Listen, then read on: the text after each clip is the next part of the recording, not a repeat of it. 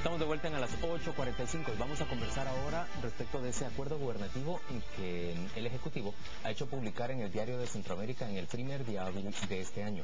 Ese acuerdo gubernativo le recuerda a la Corte Interamericana de Derechos Humanos que cuando Guatemala se adhirió plenamente a esa corte en el año 1987 durante el primer gobierno democrático, el país hizo la salvedad clara que la jurisdicción de la corte contaba o partía desde ese año 1987 y no de hechos precedentes, de hechos ocurridos en años previos. En concreto, lo que buscaba el Estado de Guatemala era que no se sometieran ante la Corte, primero ante la Comisión y luego ante la Corte, una serie de hechos atroces que tuvieron lugar durante el enfrentamiento armado interno en nuestro país.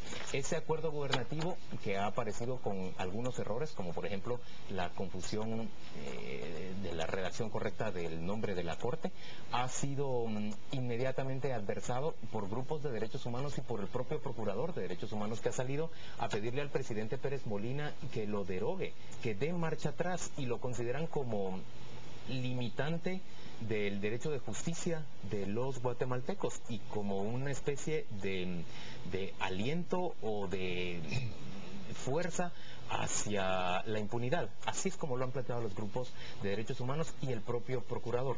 El presidente Pérez Molina ha anunciado que el próximo lunes se va a sostener una discusión en Casa Presidencial con los grupos de derechos humanos y que no habrá de trasladarse este documento o esta declaración solemne ante la OEA, ante el sistema interamericano, hasta que no se debata en el país si esto es realmente positivo o no.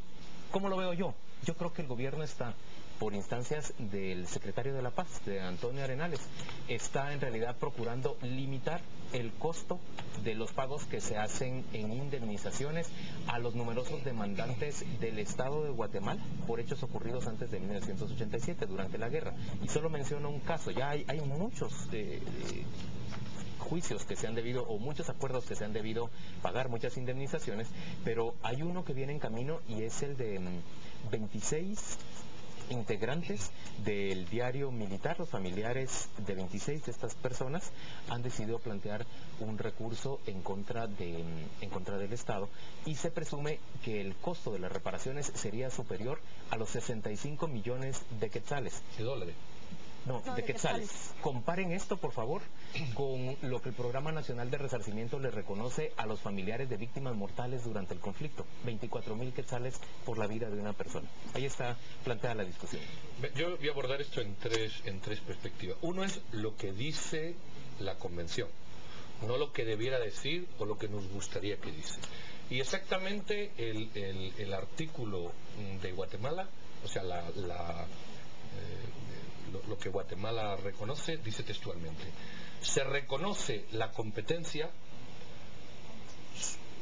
sobre los hechos, exclusivamente los hechos acaecidos con posterioridad a la fecha en la que esta declaración sea presentada al secretario general de la OEA, que es en el 87.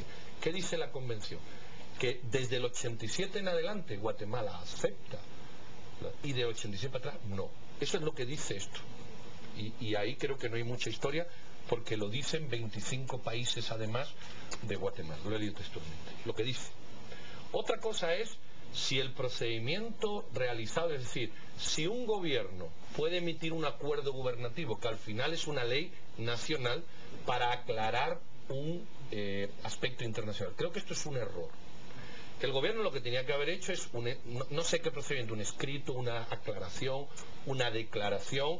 Pero el gobierno ya hizo en Cochabamba el año pasado, en Bolivia, una declaración formal por parte del secretario de la Paz y también por el vicecanciller de la República, el Procurador General de la Nación. Hicieron una declaración formal recordándole a la Corte que su jurisdicción solo iba de 1987 a futuro. ¿Sí? Y según ellos explican, este acuerdo gubernativo y esta declaración solemne es necesaria para reiterarle a la Corte que eso es lo único que va a reconocer. Pero si es que no hay que reiterar nada, si eso es una legislación nacional. Tú puedes, espérate que termine, tú puedes decirle lo que ahí dice, porque es lo que dice. Lo último, lo segundo, esto es un tema económico, pero un tema económico mucho más amplio que eso. Primero, tus hijos y los míos hoy día tienen que pagar lo que ocurrió hace 40 años. La pregunta es, ¿Aquella gente que murió tenía derechos? Absolutamente. Pero ¿y los derechos? Absolutamente sí, claro. Absolutamente sí, claro. ¿Y los derechos de los de hoy, que tienen que correr con unos gastos que no les permiten a ellos salir por esta cuestión? ¿Dónde están? Punto número 2. El dinero va a las personas afectadas y a los abogados que viven de esto. Un montón de gente que vive de esto, que se lucra con esto. ¿De acuerdo? Y lo tercero es que además hay un tema político partidario en todas este tipo de denuncias. Son denuncias de la guerra de un bando contra otro. Entonces hay un tema político partidario. Yo creo que la ley está clara. A partir del 87 entra la comisión y antes del 87 está la reserva por muchos países. Yo quiero aportar unos datos para que sigamos con la discusión, porque la Corte, o mejor dicho, el Estado guatemalteco en los últimos 13 años ha resarcido a 468 víctimas del conflicto armado interno. Y el gobierno ha negado la competencia a casos antes de 1987. Sin embargo, desde el caso de la Panel Blanca en el 2000, se ha pagado un total de 162 millones de quetzales. Eso es un promedio de 346.000 por grupo familiar. 85 casos activos hay en el sistema interamericano, entre ellos el de la desaparición de Alaí de Fapa, y hay 2 procesos, como el diario militar y el de la masacre de Río Negro, que son los que presumiblemente apresuraron al secretario de la Paz a llevar a Cancillería a publicar ese acuerdo. Esa declaración de la que habla Juan Luis fue el 20 de junio del año pasado.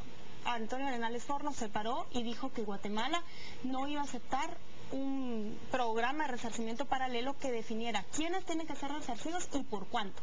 Lo que está el Estado dispuesto a pagar es lo mismo del PNR y lo que a quienes el Estado considere víctimas.